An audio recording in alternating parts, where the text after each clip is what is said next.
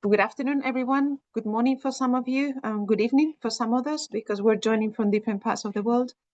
I would like to thank you to this first time COP that we're organizing at CEMR and PLATFORMA, and we're very excited about this. It's the first time we do this, so we hope that we can have fruitful discussion, and then this can set the example for maybe future events of this type. So my name is Eva Baños de Quisasola, and I'm Senior Advisor at the Council of European Municipalities and Regions, which is the European section of United Cities for Local Government. And it's the first time we organize such event. And we are also doing this within the discussions that are really going now in Belém, the COP number 30. And we are very excited about this because there are huge challenges around that.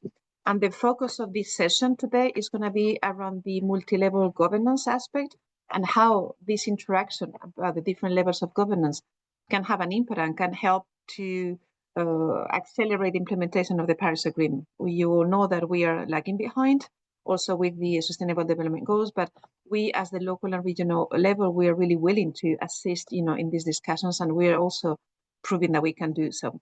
So I will be making a short introduction in this respect. Just some practical details. I will be moderating this session. The session is being recorded. After my short intervention, we'll be giving you 2 minutes to tell us where you're from, what is your background, and what is your knowledge on the COP negotiations, so we know a bit on that. Also, who is online. And then we will be giving the floor to Fabrizio Rossi, who is the Secretary General of CMR, and then we'll take a group picture. So you need to be prepared after Rossi's intervention for this. And then we will be dividing the discussion in 4 blocks.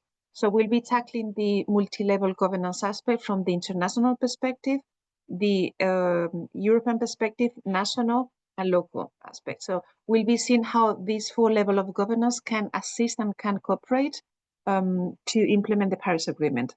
So I have invited different colleagues from these different 4 sectors to get a global picture. Some of the speakers have been in COP, some are currently in COP, some have come back from COP, some have not been to COP, but most of them and most of you have a knowledge on COP. So it's a good complement of, what are the negotiations ongoing, what is at the stake, what is the challenge, and also to assess the progress since the COP21, because as you know, we're celebrating the 10th anniversary of the Paris Agreement. So that's a key date for everyone worldwide. And we're also celebrating the anniversary of the implementation of the adoption of the Sustainable Development Goals, and also the 80th anniversary of the foundation of the UN. So that's why we're celebrating all these anniversaries, and we want to see throughout these agendas, these global agendas, what is the role that the local and regional governments can play in all this, because we have a huge responsibility and a huge role to play, and we're willing to do so. So I will just highlight key aspects that I thought they were relevant for you to do the setting. So this COP is an important COP because the general concept is the multi-route concept, which is the collaboration. It's the collaboration and coordination, and this is something that the Brazilian presidency has been putting in the agenda from the beginning of the discussions. It's also to be expected the COP of the cities, and that was very clear from the presidency from the beginning when they accepted to host this COP, because they believe that the cities can play an important role, and is one of the few countries that has a ministry for cities. So this is a very relevant aspect. Also in the plenary sessions and different segments that have been taking place in Belém, because COP started already last week, all these relevant people have been advocating for the role that the local level can play. Also, the UNFCCC secretary, the UNFCCC Secretary General, the presidency, the host, the champions on COP, they have been saying that we cannot leave this COP without giving a mandate and a role to the local level to play. So let's hope for the better. Then also this COP has been innovative in the sense that there has been, before the start of the official COP, has been a local leaders summit before in Rio de Janeiro. So there was like a preparation already on this. There were like 3,000 participants with 100 of local leaders there, and they have passed the message on to the head of the states in the official COP. Then this COP has also, as in previous COP, as in the previous 3 COPs, there has been a urban ministerial, where ministers have got together with the local leaders to really show this collaboration, and this collaboration is feasible and is possible. So they have been tackling all thematic areas that we have in the Paris Agreement, and we have also had speakers at the local level from outside. So this discussion is feasible and it's been a success. Then we have also had a thematic days, as you know. So we've tried to also cover all these thematic days with different speakers. And an important aspect this year is that there is the deadline to present the national determined contributions, the famous NDCs, that was established by the Paris Agreement. And this is the period where the member states they have to present the third national determined contributions. Also, the European Union has speed up to have the European Union determined contributions. So we'll also be hearing from the European perspective. And also I have to acknowledge that all this work is not being done just by us on our own. We have the collaboration with the other organizations worldwide within the local governments and municipal authorities constituency, which is one of the 9 constituencies of United Nations.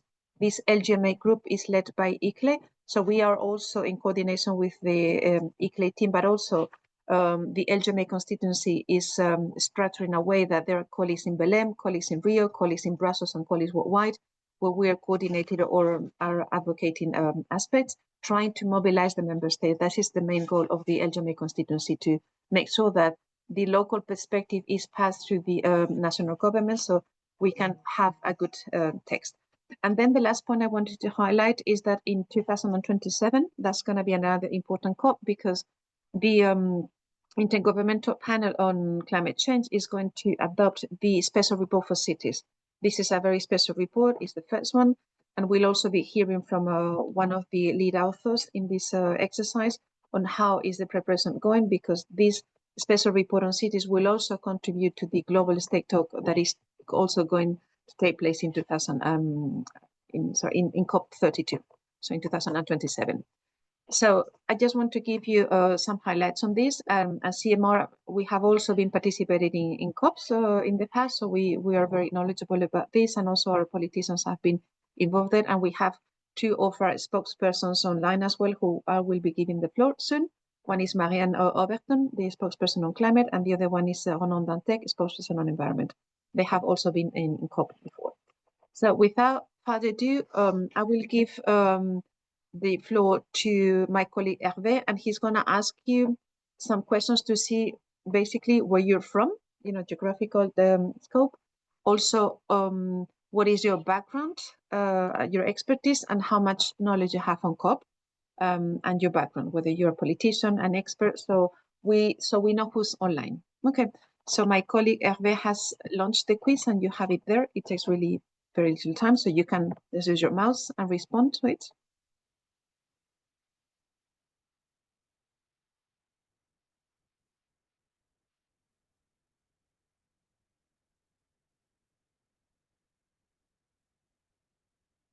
Also your professional background, whether you're a regional local government, business, NGO, and the knowledge you have on COP.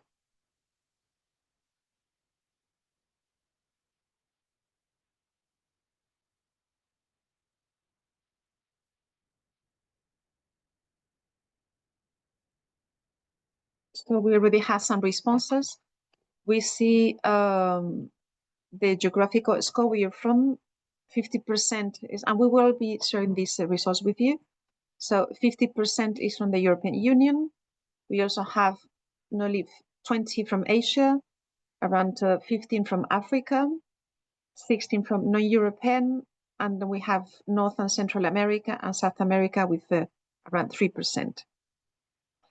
Also about the background, you're either around 70% the policymakers or local and regional government administrators, around 30% city planners or architecture, around 6% in the business sector, financial sector, about 9% the scientific community, another 9% civil society NGOs, and 3% general public or media and communication.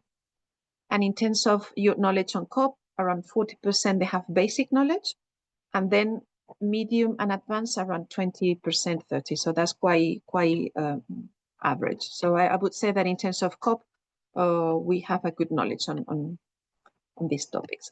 So I hope that that gives you already an understanding of who is around the screen. Okay.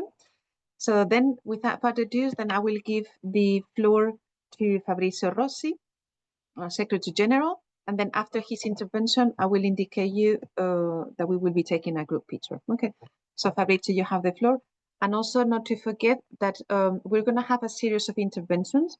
And then at the end of this session, we'll have around 20 minutes for questions and answers to whomever you may wish from the speakers. So please put your questions in the chat. And I have also a colleague next to me taking notes of the chat and monitoring. So please do put your questions there. You can also indicate your name if you wish, or the country, so we know where to locate the question. So I'll give the floor to Fabrizio Rossi. Fabrizio, you have the floor. Thank you. And you can speak for about 5 minutes. Thank you. Thank you very much, dear Eva, for this excellent introduction, and also thank you for walking us through the main blocks, the main elements within this meeting. It's really good to see so many people online from different parts of the world. This means really that indeed not traveling to Belen, not joining physically COP in Belen does not mean stepping back. I think we can really stay engaged from a distance. From many of us, Brazil is distant. Yet I'm very confident during COP30 we have a strong delegation representing the LGMA constituency.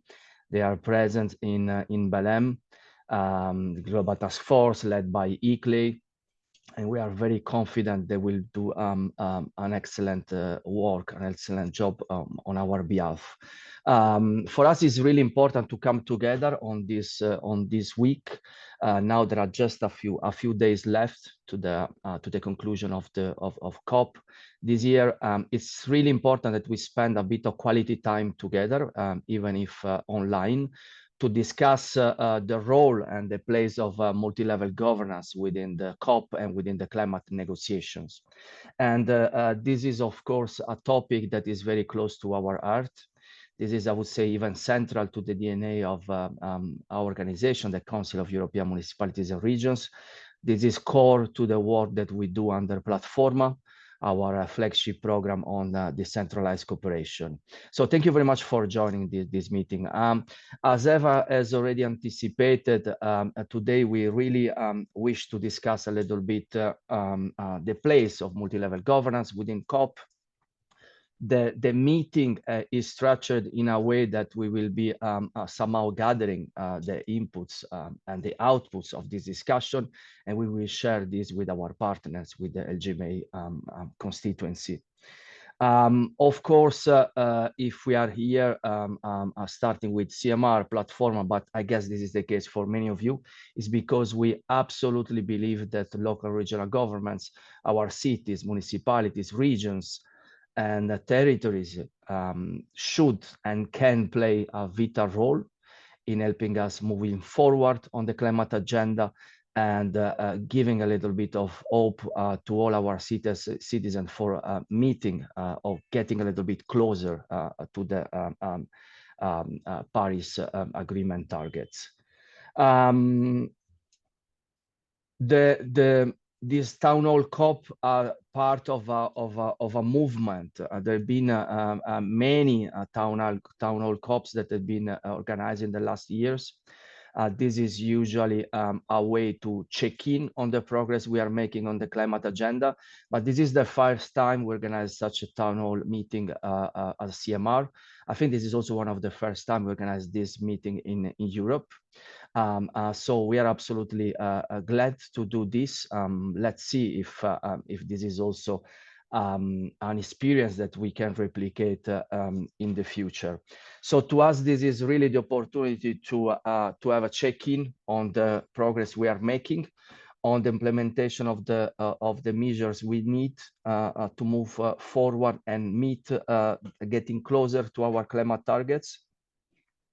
And it's also about discussing how do, across all the level of governance, international, European, national, regional, local, how do we put together our efforts in a very consistent way, making sure that we are all working together in the same towards the same direction.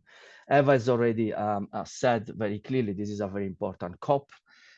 This year we are celebrating somehow the 10th anniversary of the Paris Agreement. So this meeting in Belen is, of course, very important for all of us. Before handing it over to Eva again, let me share again what are the key messages. CMR PLATFORMA we've been sharing with the international institutions and with the international community in the last years, whenever we get close to the COP time. First of all, we do see the need, and the absolute need for strengthening the role of local regional governments and to have them more involved in the global climate governance. This is absolutely key to us.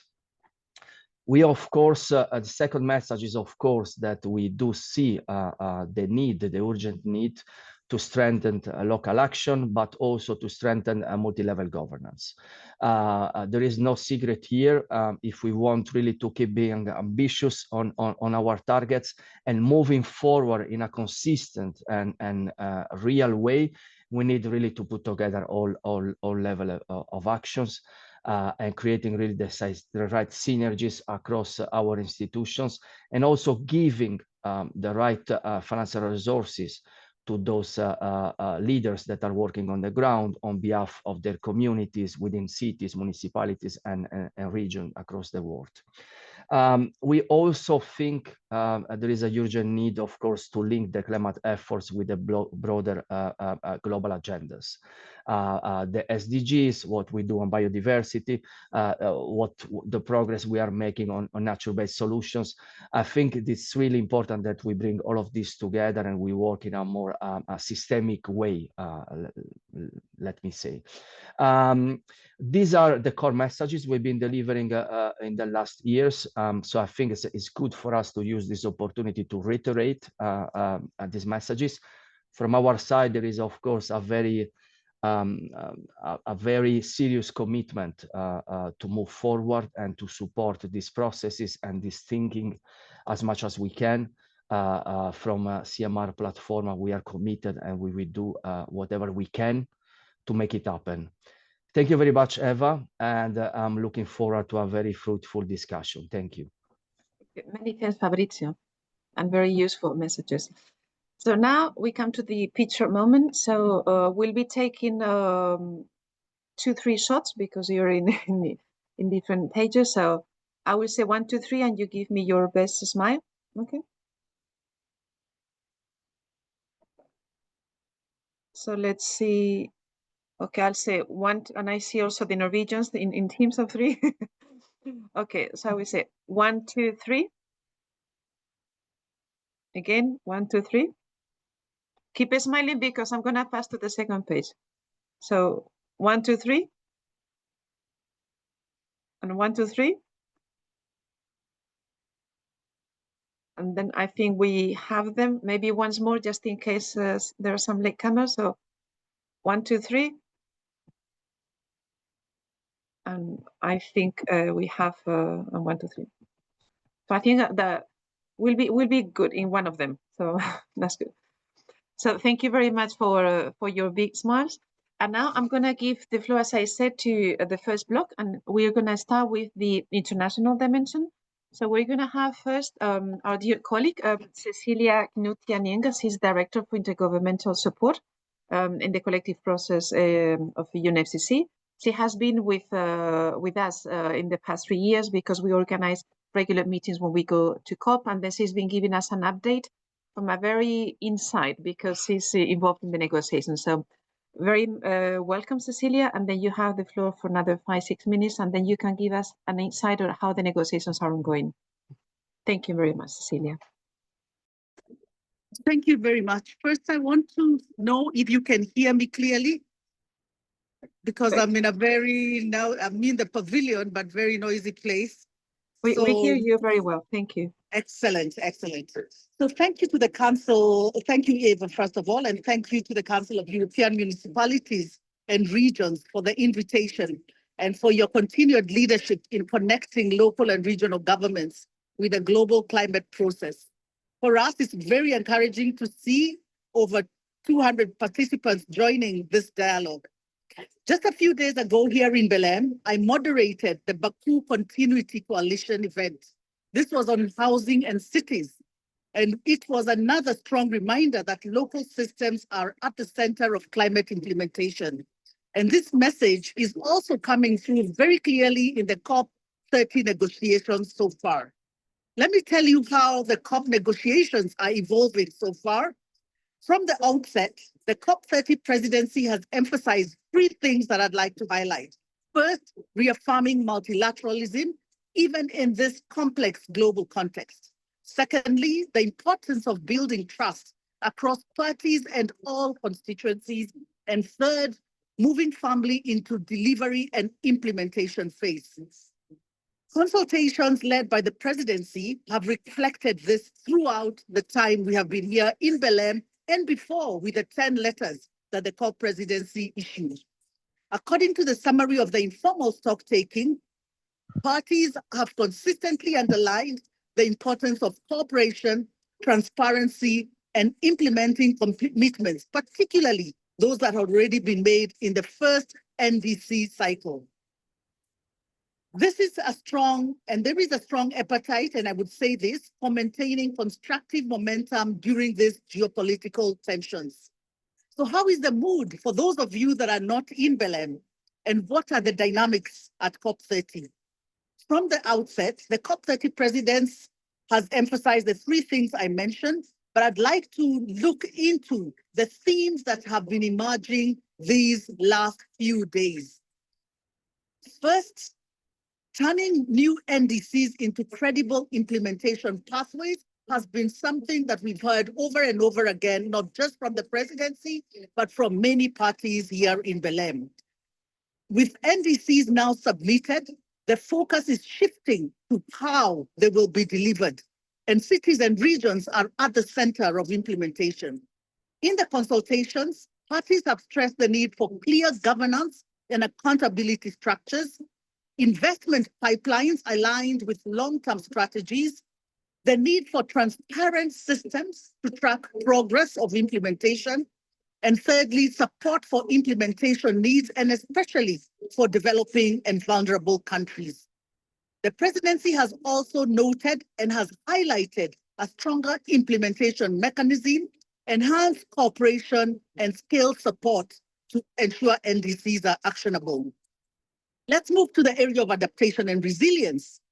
Parties are now working to advance indicators under the Global Goal on Adaptation, improve climate risk data, and strengthen resilience in settlements, housing, and critical infrastructure.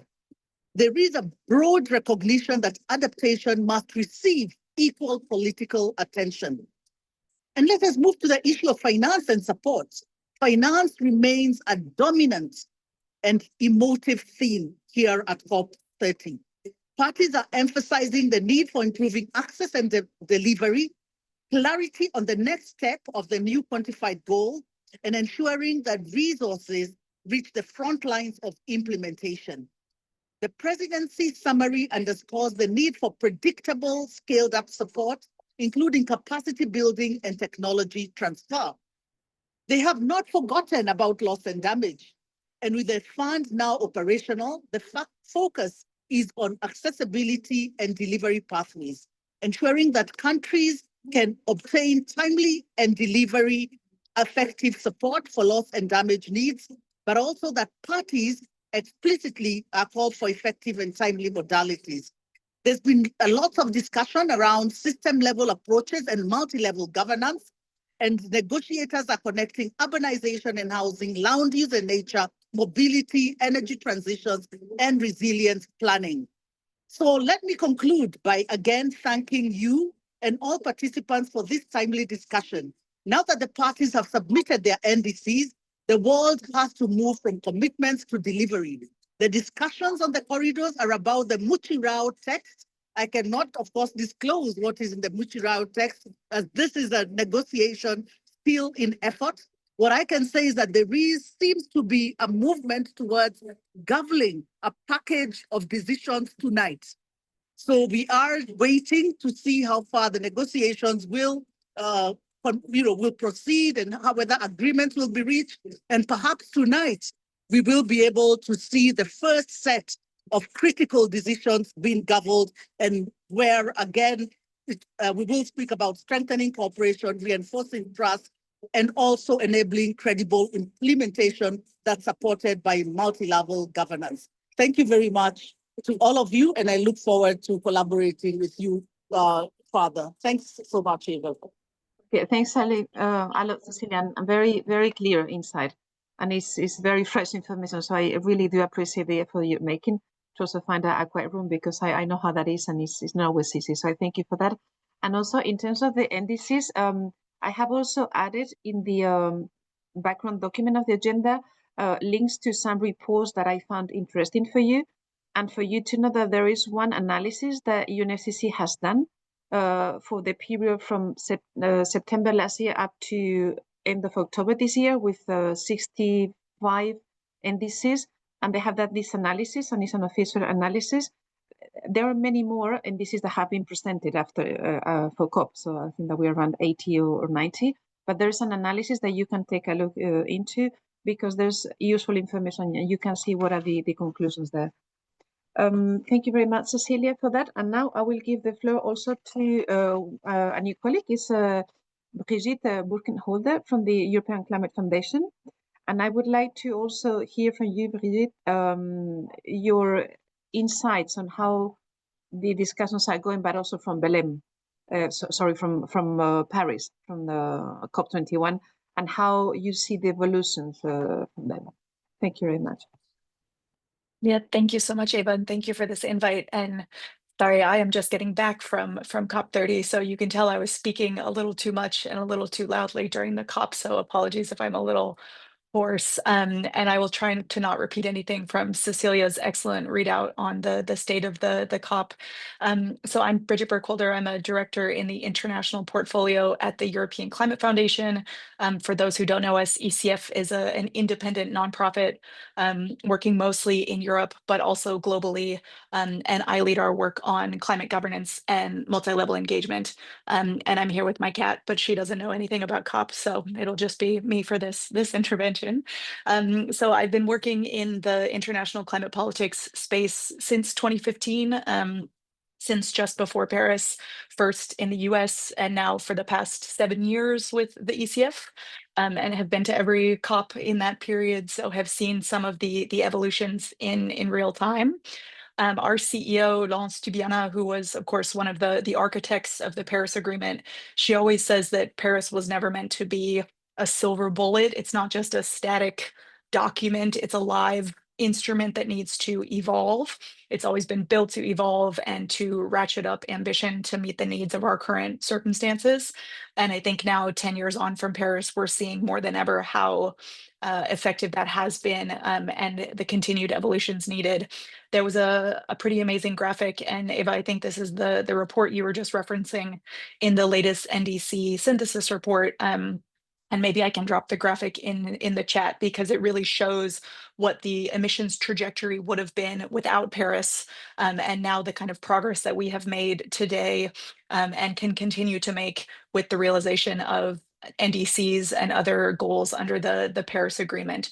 So I was also just reading a brand new report today from Climate Analytics that shows that implementing the outcomes of COP28, so tripling renewables, doubling energy efficiency, cutting methane, could reduce warming by another degree of Celsius. So I think it really does show how we are making progress through these international instruments, even if it's not at a pace that we need to meet the goals of the Paris Agreement.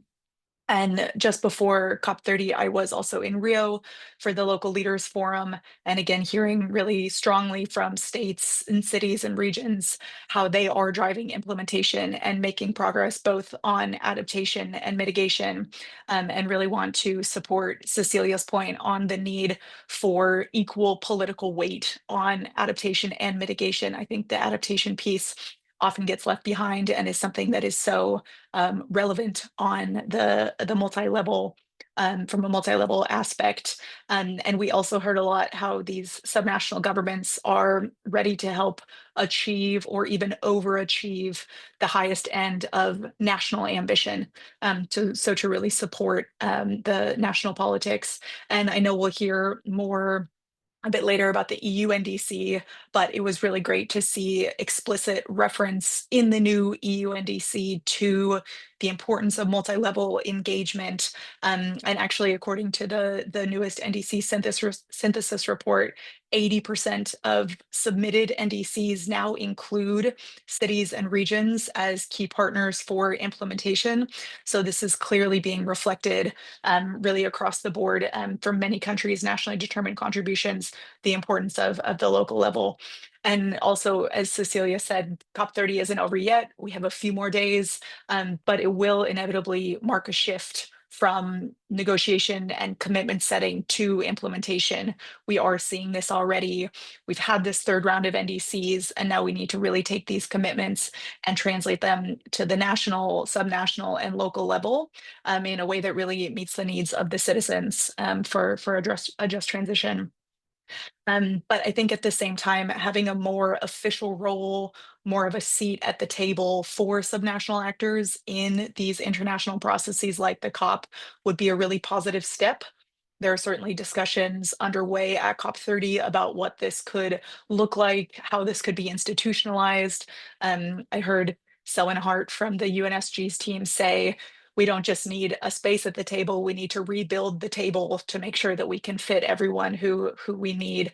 And I think on top also of this really great progress on the inclusion of subnational actors, we're seeing climate governance at different levels through mechanisms like national climate councils to global citizens assemblies, really proving how climate governance can be a mechanism for accountability and transparency and delivery on commitments. And also, as Eva was mentioning at the beginning, COP30 was really this Muti Rao concept, this collective effort towards the shared goals. And I think whoever holds the COP next year, whether it be Australia or Turkey or who knows, maybe in Bonn, it could really keep this spirit of multi-level engagement in the COP processes and keep this Muti Rao spirit to make real progress on the climate goals. So I'll stop there and thank you again very much for the invitation. Yeah, many things, Bridget, and very clear as well. And it's also very exciting to also hear from someone who has been on the spot. So you can give us your personal view. So many thanks for this. Then I now give the floor to Ronan Dantec, and he's our CMR spokesperson on environment. He's also the president of the Climate Change Association. He's also a member of the French Association of Cities. And then you have also been in many COPs, but mainly you were in COP21 in Paris. So you've seen the evolution. So I would like to hear from you from a political point of view, how you have seen the roadmap since then. And maybe if there are any like burning challenges that we have ahead of us. Thank you, Ronan. Thank you, Eva. I am very happy with the presentation of Bridget, who underlines that the recognition of local government is in progress. It was a very, very long road. I think our lobbying was during 20 years to have this recognition. First sentence in the COP document was in Cancun in 2010. And after, I think that Paris was a very important moment, and we organized in Lyon just before the COP in Paris a big event with a lot of mayors and governors of the world. And my vision of this evolution of the role of local government, first, I think that now the states, the national government understand that it's not possible to reach the different targets to decrease CO2 emission if we have not the mobilization of local government. I think that for national government, now this is very clear. It was not so clear 20 years ago. About our integration in the governance, and I'm very happy if there's a good progress in Brazil, but I think that Brazilian government supports this role of local and subnational government. My experience is that there is a parallel at the end between democracy in the world and integration is a multi-level governance of subnational and local government. And as you know, it's not the best period for democracy in the world. And for me, there was a peak during Talanoa dialogue, during the Fiji presidency in Bonn, where in the same table as the national government and other stakeholders to discuss together priorities. And I'm very happy if in Brazil, we have this role with Moroccan, because in Dubai, for example, the 2-3 last COP, it was more difficult to be a part of the negotiation. This is a very important point, and we have to see if after the COP in Belém, this dynamic continue, because we know that not all the national government support this integration in the governance of local and subnational government. Is the first point. After, I think the presentation of Fabricio was very clear about finance. Finance is a key point of the negotiation in Belém. We know all that. It's a very difficult period. We know that we have the decreasing of public development aid, with not a good signal to enforce the trust between the different countries.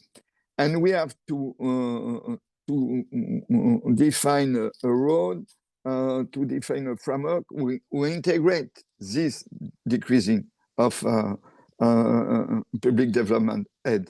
For me, and it was the discussion during the Climate Change Summit in Cotonou in October, it's more to use this public fund or international fund as a green fund, for example, more maybe that guarantee fund, not so than subsidies fund, to mobilize private fund.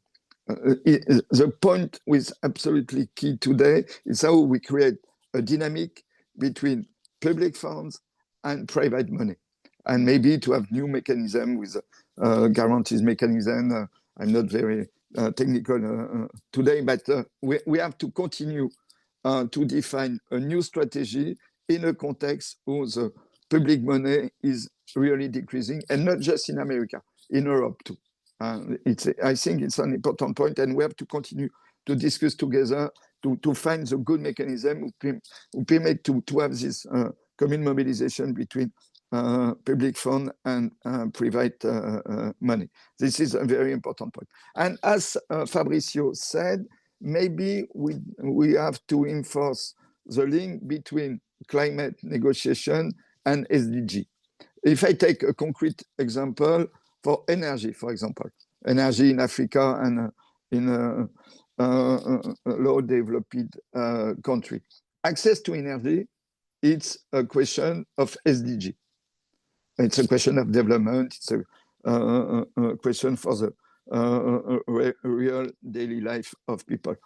The choice of energy, it's a climate question. It's not, of course, the same thing if we have renewable energy or if we are coal or fossil fuel. How we use our capacity to mobilize money to have the good choice who permit to reach the targets in SDG and climate in the same time, I think is very key, and we have to enforce our lobbying, our narrative with the two pillars, SDG and climate. I think it's very important today. Maybe there is a risk then then climate appears as a priority of developing countries for their future and not integrate SDG. I think we have to continue to enforce this point. And last point, as Cecilia said, the difference between this period and maybe the negotiation 10 years ago is the importance of adaptation. This point is absolutely key. 10 years ago, our hope was to stabilize climate around 1.5. We know today that it's impossible.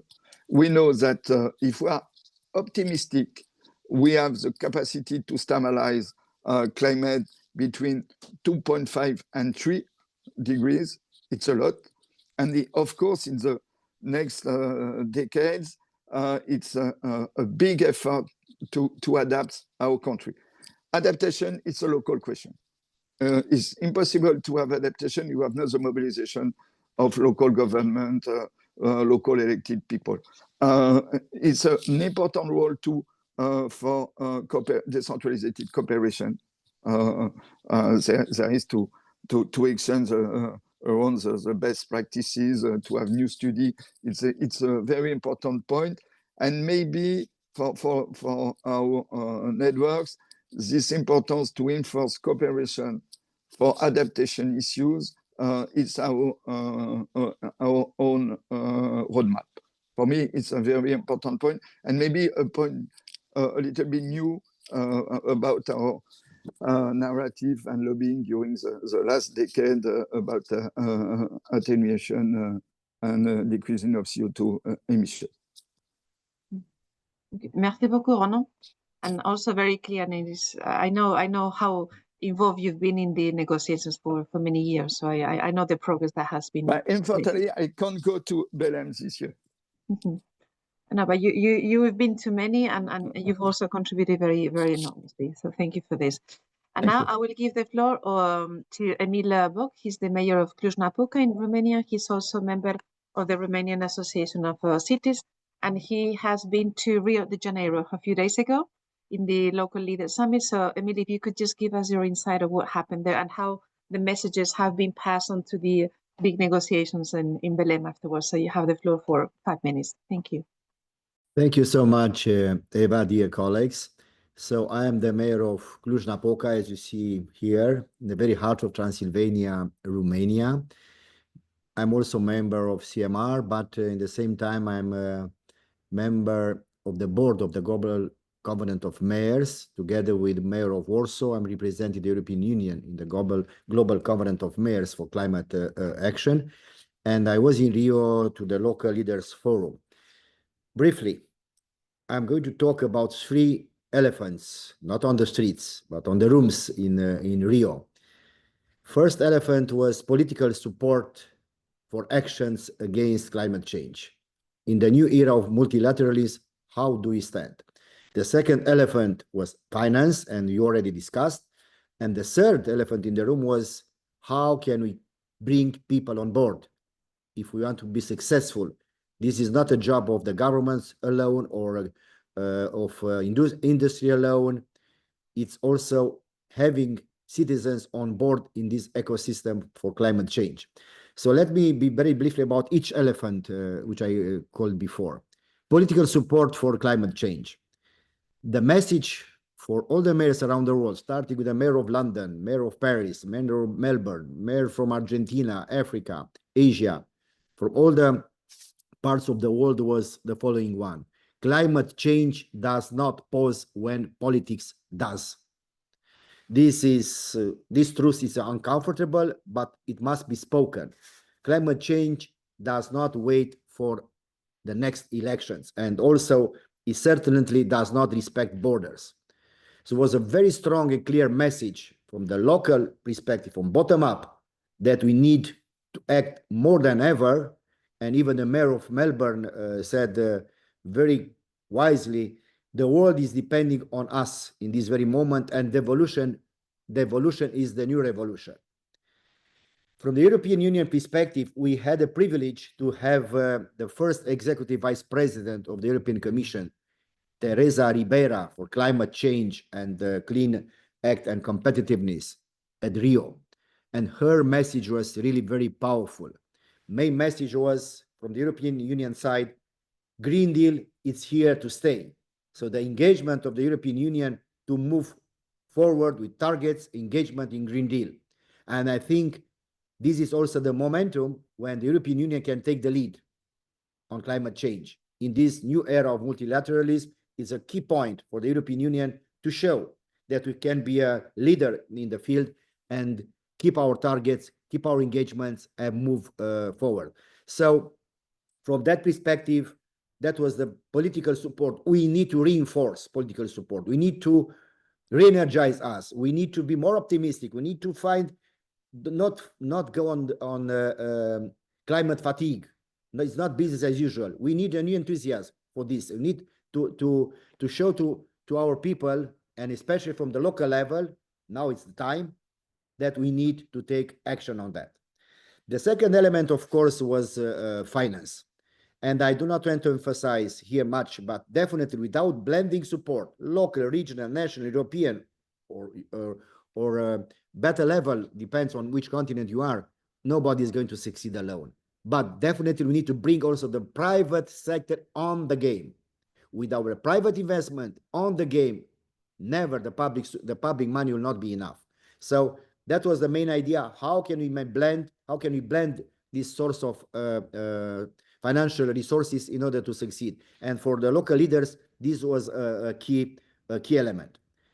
The third element which I want to emphasize, and I'm going to finish with that, it's how can we bring our citizens as a part of the solution, not as a part of the problem.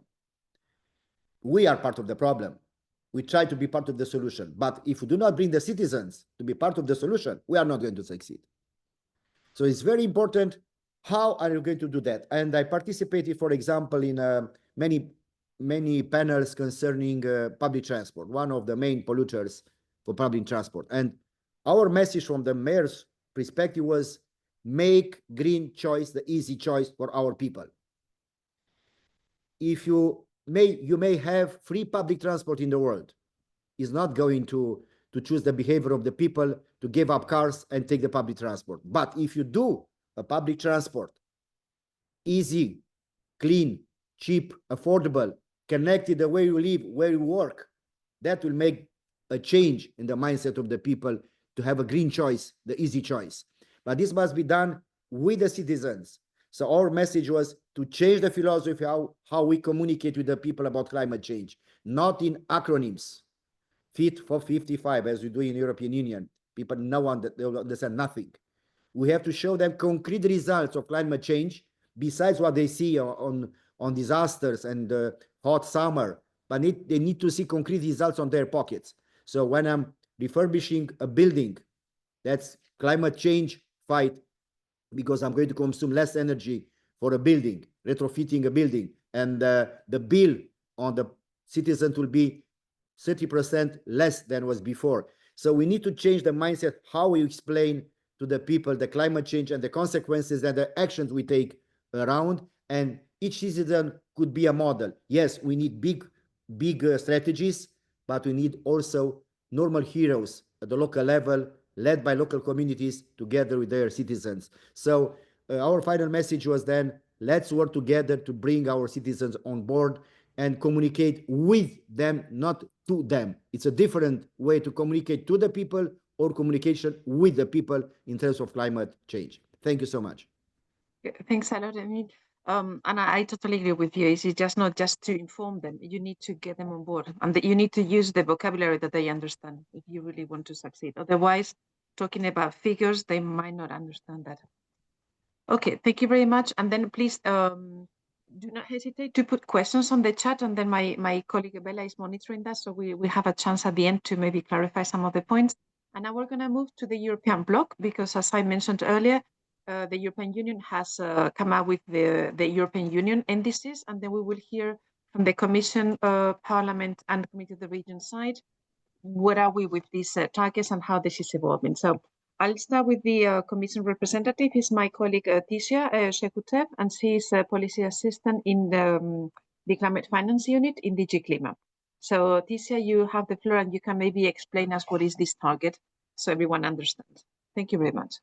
Yes, hello everyone, and thank you so much for the opportunity to speak. After the intervention of Mayor Bach, I'm very sorry, but I will indeed be paraphrasing some of our targets, which are very much number focused. But the European Union, or rather the European Commission, this summer has proposed a reform of the EU climate law. And the EU climate law is a legally binding target to reach climate neutrality by 2050. This law is still being negotiated by the Council of the EU and the European Parliament, but this law did form the basis of our EU NDC. Now, what is in our NDC? Of course, our main goal remains the same. We want to be the first climate neutral continent by 2050, and we remain on path, and we are still dedicated to reach that goal. To reach that goal, we have put for ourselves a few sub-targets to ensure that we stay the course. First target is to reach 55% reduction of greenhouse gas emissions compared to the 1990 levels by 2030. And we are very much on track to reach that goal. Then the main, let's say, topic of negotiation was what would be our goal for 2040. And that is still 90%. We want to reach 90% reduction of greenhouse gas emissions compared to 1990 levels by 2040. Now, how we will reach these targets? We have to focus on reduction of emissions domestically, but we have foreseen some, let's say, a small part for high quality international carbon credits. Then in our NDC, we have put one more intermediate target that is a target of 66.25 to 72.5% emission reductions by 2035. These intermediate targets are there for us to ensure that we reach the main target of climate neutrality by 2050. Climate neutrality means achieving net zero greenhouse gas emissions for all EU member states, so for the EU as a whole, mainly by cutting emissions, investing in clean technologies, and protecting the environment. Besides the big goal, our NDC also focuses on the commitment to triple renewable energy capacity globally and by doubling the global energy efficiency by 2030. And the EU's commitment to make the energy sector predominantly free of fossil fuels well ahead of 2050. Lastly, I want to put focus on Articles 117 and 118 of our EU NDC, because as I said before, we very much recognize the role of subnational governments in achieving our targets. Without multi-level cooperation, we will not be achieving those targets. And therefore, we have put a very specific reference in our NDCs to the importance of multi-level cooperations, of the need for national and subnational governments to work together to reach our goals. And lastly, I want to refer to the Coalition of High Ambition Multi-Level Partnerships, or CHAMP, which was established at COP28 in Dubai, of which the European Union has always supported the initiative. And 2 weeks ago, when Yves Beribera was in Rio, and when we were there, we have announced EU endorsement of CHAMP. So the EU is now one of the endorsers, really highlighting our commitment and the importance the EU puts on the subnational cooperation to reaching our climate goals, because we can only do it when we work with all levels of governance. Thank you. Thank you very much, Tisha, very clear as well. I mean, you talk about numbers and figures. I think that we need to complement, the narrative for the citizens, the narrative for the policymakers, but we need to also find common vocabulary for all of us, and because each of us has a differentiated responsibility as well. And you mentioned also the position. I did not mention earlier that CMR, we have also endorsed the COP30 position of local governments and municipal authorities. They have produced an LGMA COP position, and we endorsed it back in middle of October. And this is a position where we commit to really working in this multi-level governance aspect and multi-level governance implementation and organization. So now, thanks a lot, Theseus, and I will give the floor to Parliament side. So our next speaker is Siri de Fryer, and she's a policy advisor on environment to member of the Parliament, Gerben Jan Gembrandi. So I'll give the floor to Siri, and then she can also inform us on the position of the Parliament as well, because some of her colleagues are in Belém still. So she's following that as a distance, and also she can give us the latest development on climate policy and maybe some reflections on the ambition of the 240 target. So Siri, you have the floor also for 5 minutes. Thank you. Thank you, Eva, and thank you for the invitation to give this perspective. There's two ways the European Parliament is involved in COP30. First of all, by being a co-legislator to the climate policies, such as the European climate law that was just mentioned, but also, for example, on climate resilience, there will be quite a lot of policies coming up in the next year, and we will be closely involved with that as well. On the other side, also by sending a delegation to the COP. Wait 1 second, I have to move to another room.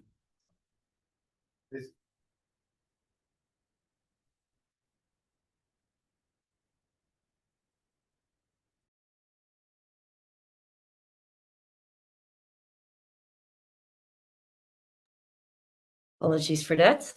The European Parliament always sends a delegation to the COP as well, and we always vote on a position on what you want to achieve there.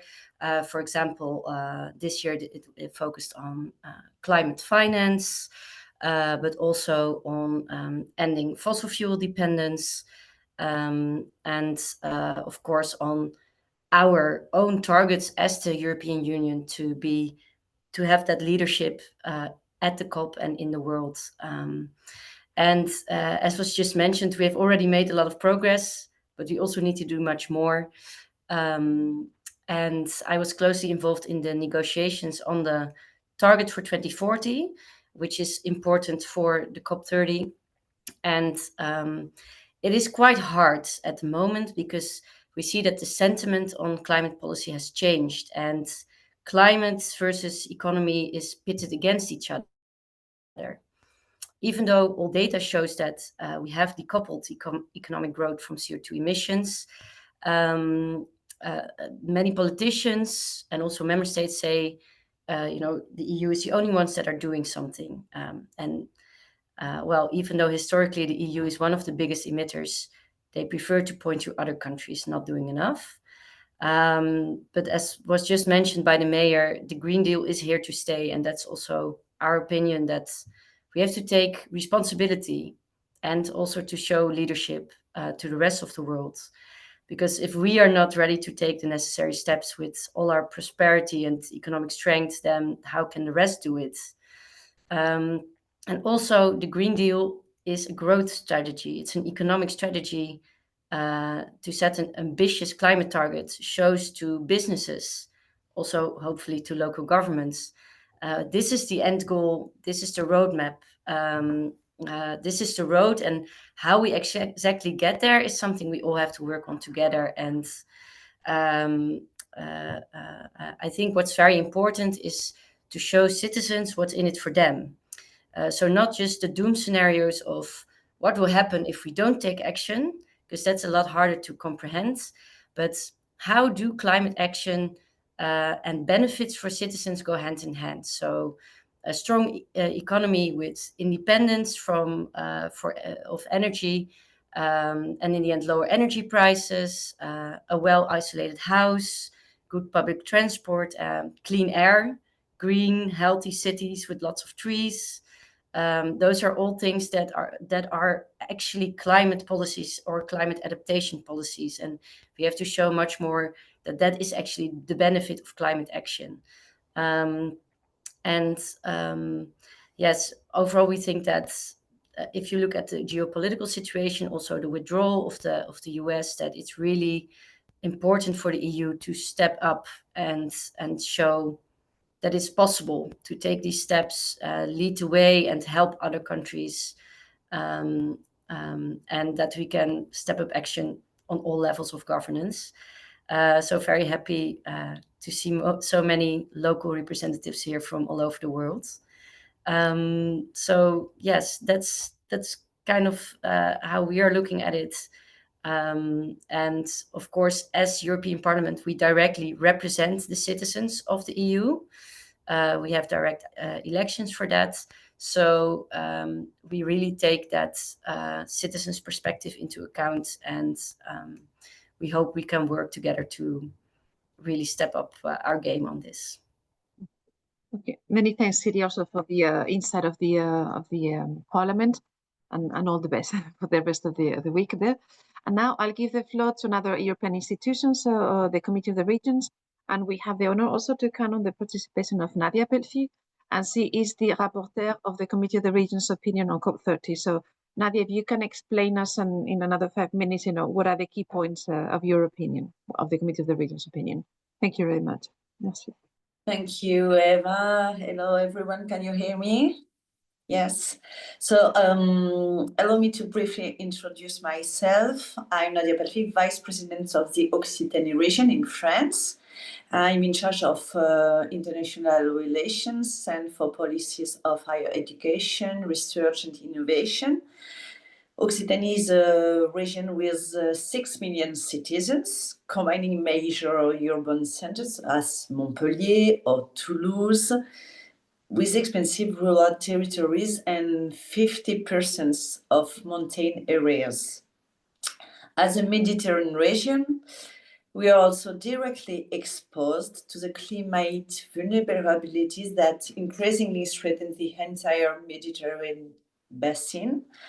I also had the honor of serving as president of Sciences Po Toulouse, where I work closely with students who are deeply committed and actually aware of the urgency of combating climate change. And the reason why I'm here today is because I'm also a member of the European Committee of the Region. And for those who may be less familiar with the Committee of the Region, it's a EU institution that brings the voice of local and regional authorities directly into EU legislation and ensures that this legislation becomes reality on the ground.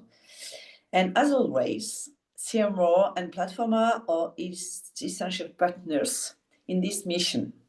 So let me begin with a simple conviction. Multi-level governance is not a technical detail. It's the most powerful level we have to accelerate climate action. And yet, too often, this lever is missing from the global climate architecture. Let me turn, in the new few minutes, I will briefly develop 4 key points before concluding.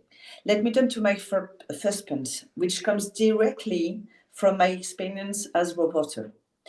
As rapporteur for the Committees of the Region's opinion on COP30, I have met with mayors, regional presidents, national ministers, European commissioners, and global network. And every discussion confirms the same truth. Climate action fails when governance level acts separately. It succeeds when they act together. This is not abstract for me. In my region, in Occitanie, we see it during wildfires, floods, or marine heat waves. Local and regional authorities are the first responders, but they can only succeed if national and European frameworks reinforce their action. This is why, through of my work, I have argued that governance is itself a climate policy.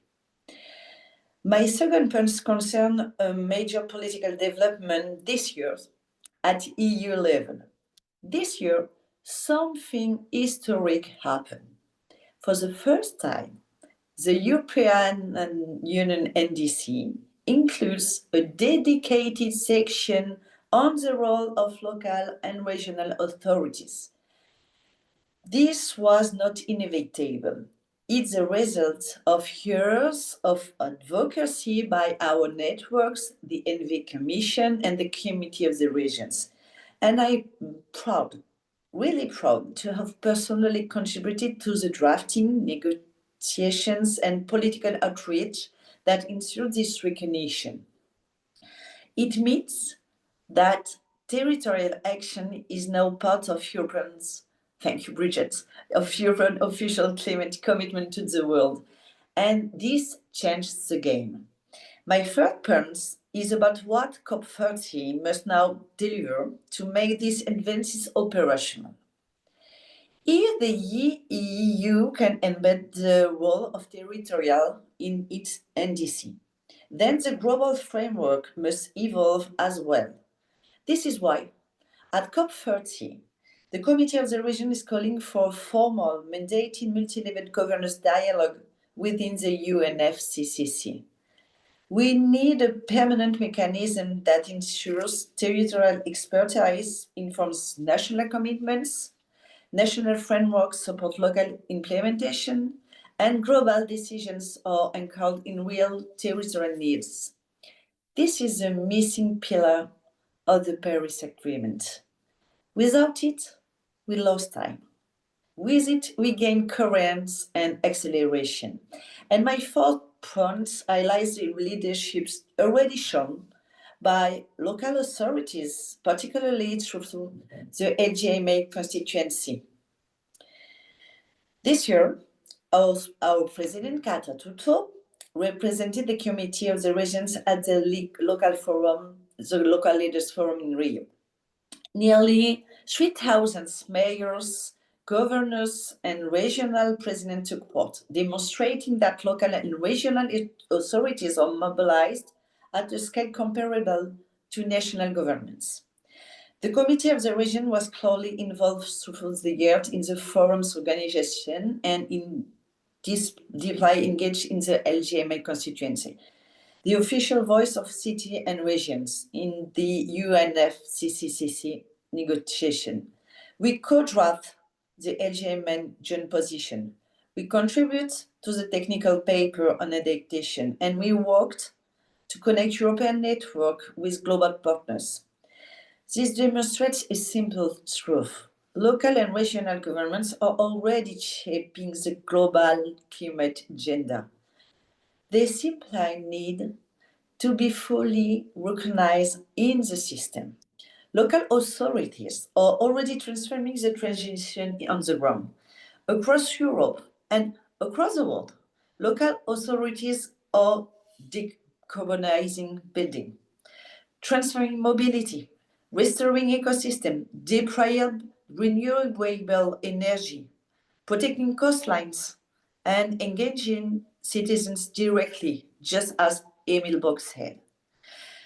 They are redesigning public transport, renovating housing, accelerating solar and wind deployment, strengthening water management, supporting nature-based solutions, and preparing communities for more frequent extreme events. And where the innovation is connected to national policy and supported by European and global frameworks, the impact multiplies. This is how climate policy becomes climate transformation. To conclude, dear colleagues, if COP30 is to be a turning point, then we must anchor one message clearly in the negotiations. The climate transition is a shared responsibility across all levels of governance, and local and regional authorities are not stakeholders. They are co-authors of the transition. We need a mandate in multi-level governance dialogue. We need a COP architecture that recognizes territorial action. We need global frameworks that empower local governments to act faster and further. So I think it's clear. Without multi-level governance, ambitions remain theoretical. With it, ambitions becomes reality. So thank you. Okay. Merci beaucoup, Nadia. And I very much hope as well that the mandated dialogue is really, enforced and we really see it in reality. So thank you very much. And now we will, please don't hesitate to put any questions on the chat so my colleague can monitor that. And now we're going to move to the national level. So we have national and local level. So for the national level, we have two presentations. One is from Moldova and then another one is from Croatia. So we'll start with the Moldova case because they recently presented a national determined contribution. And our speaker is going to be Marina Lungu, and she is the head of the climate change section in the Ministry for Environment in Moldova. So Marina, you have the floor for 5 minutes. Thank you very much. Thank you, Eva. Thank you so much. Thank you, firstly, for having us at this event, for the opportunity to share our experience regarding our updated national determined contribution. The Republic of Moldova approved its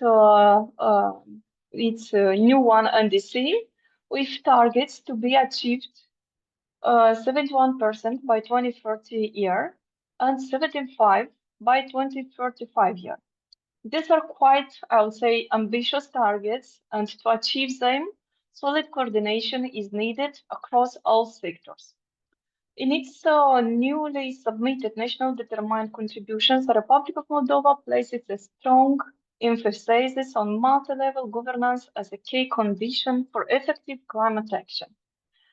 The NDC establishes clear institutional, territorial, and participatory mechanisms that ensure climate policy is coordinated across all levels of government.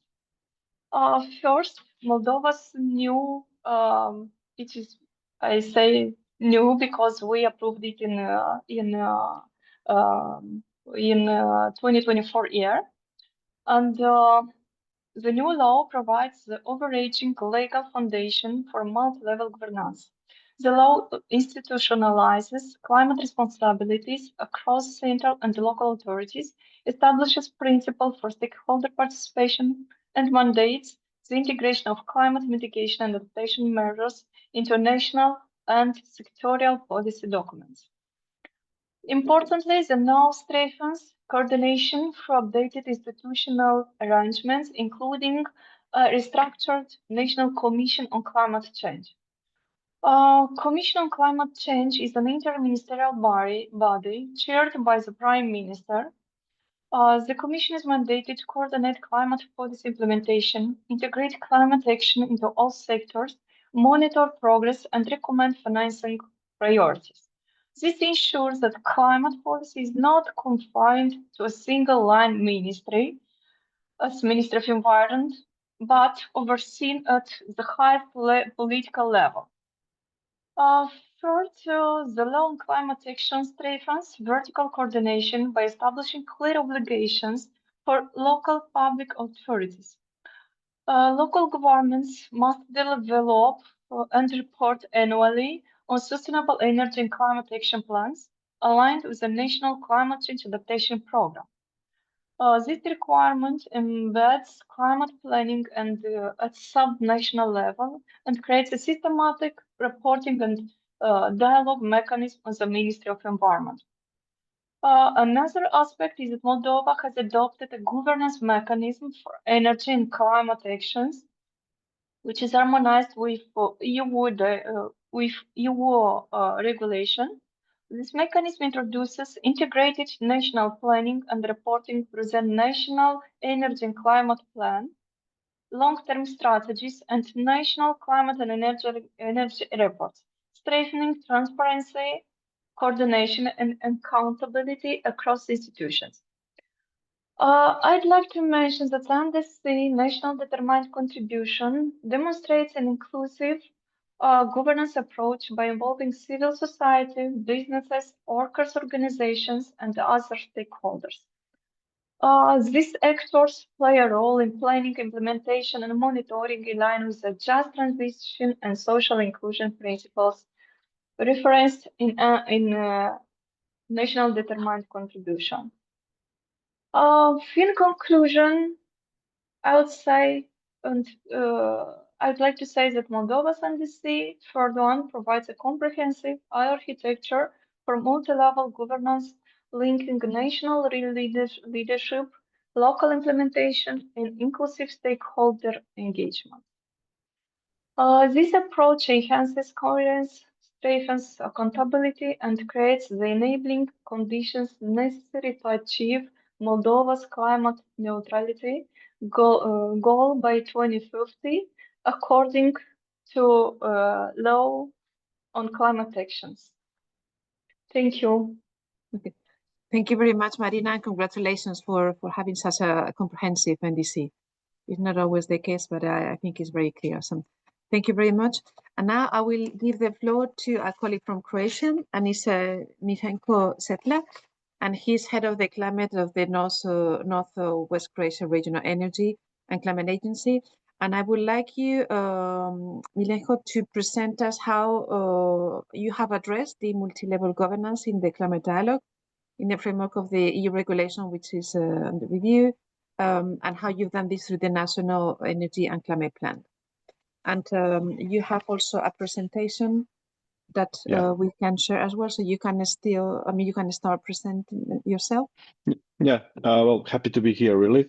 So as I said, I'm coming from the regional agency, actually. So we used to be on an energy agency, but we have basically transformed ourselves to be an energy and climate agency, which is basically showing that our priorities are matching mitigation and adaptation. And we work basically together on those both fields. So what is our case, and what we did in Croatia is it has already started with the National Energy and Climate Plans drafting, and we have developed a platform for dialogue in Croatia that has, as you will see later on in the presentation, included various levels of governance from local, regional to national levels, and later on we have also reached European and wider levels as well with what we did. So you can go on, Eva, please. Next slide. So just a bit of as I already mentioned, our approach is to coordinate efforts in mitigation and adaptation. So we do not make any distinction between them. Obviously, we have several, different paths that we deal with them, but we see as, different vertical alignments of governance levels have to work together. We also embed mitigation and adaptation as they work in synergy in our processes. So next slide, please. So this is our platform as it started, actually. So we started with a platform for dialogue. We called it like that. It was rounded around the National Energy and Climate Plans development. And we have actually, from the regional level, supported the national level in development of the National Energy and Climate Plans. And we have been the ones who were facilitating the platform. As you can see here on the national level, we have always present all the ministries that needed to be there. On average, there were 9 national ministries present in the dialogue platform. We have had local and regional level present there, dominantly through Association of Cities and Association of Counties. We had NGO community there always, and we had also academia, so research and science institutions there present. And it was mentioned already a couple of times today, and it's very important as well. We had the finance world present there. We had a private sector present there. And they were all discussing the same things and same measures and from the National Energy and Climate Plan. So the feedback we actually got from all the levels, from all the actors in the multi-level governance scheme, is that that was a very successful approach because it has listened to each and every voice of the stakeholders on vertical alignments, but also on the horizontal ones. And everybody who was present had its say, and everybody was very pleased that the platform is actually working. It was set up within a European project, but it didn't die after the project ended. That is the key. So we have kept the platform alive. And we are now basically running it for different purposes within different working groups or ad hoc needs.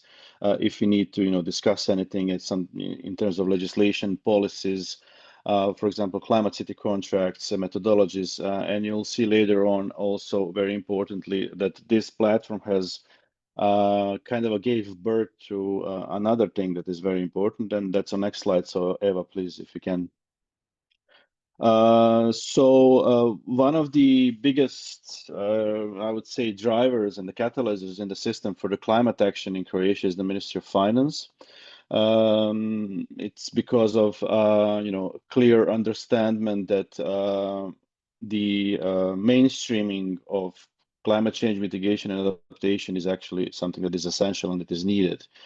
Because up to a couple of years ago, we've been working heavily in silos, and everybody was working in a little sector, and nobody was basically making any kind of alignments. So this is something that we want to avoid, and the platform for the climate and energy dialogue, as you can see here, again the main contributors and main partners in the platform has developed into something that is called Sustainable Finance Support Forum. This is the forum that is bridging this part of the platform for dialogue that we have established before with the finance world. Finance sector in terms of development banks, commercial banks, private investors, regulators. So basically, not to forget anyone, but every stakeholder you can think of should be a part of a story like this is present there. And this is how we are basically going towards what I also heard a couple of times today is that the cornerstone of our work is to mainstream SDG and EU taxonomy into financial systems, because we have seen that this is so very beneficial that it should allow for us to have this mainstreaming effect and to not have silos anymore, like in the case of Moldova we heard before. So that is one thing, and the other two things that we heavily work on is the enabling conditions through spatial planning, but also to different types of guidance that is connecting different levels of governance. So next slide, please. And this is the last slide ever. Oh, yeah, this is just a bit more on the Sustainable Finance Support Forum. It is very vivid and is very active, and it serves as an additional platform for connecting the financial actors with relevant ministries, supervisory bodies, academia, basically with everybody I have already mentioned. And in Croatia, it's not only in Croatia, I think that we are using this leverage of needs for finance and financial sector influence to try to gather all the stakeholders around the mitigation and adaptation, because those are the key messages that we have received for different stakeholders, that more finance is needed. But not only more finance, I would say it is also the way how we see the existing finance, because there is a lot of things that are hidden within the existing finance that are not labeled properly. So this is something that we are going to be piloting in different cities and at the national level. So this mainstreaming of climate issues into the budgetary systems, and we are very confident that it is going to contribute very significantly to the mainstreaming effect of climate. So maybe the last slide now, Eva. And we didn't stop there. So just briefly, in a minute, I'll present the evolution of what we do. As I already mentioned, we are combining heavily mitigation and adaptation. So this platform that we have been developing and have developed in the past has given us an inspiration to basically set up a new project. It is the National Adaptation Hubs It's a EU27 project that is basically all about multi-level governance. So this is the adaptation or resilience and preparedness focus type of project that should result in shift from reactive to systemic adaptation and resilience.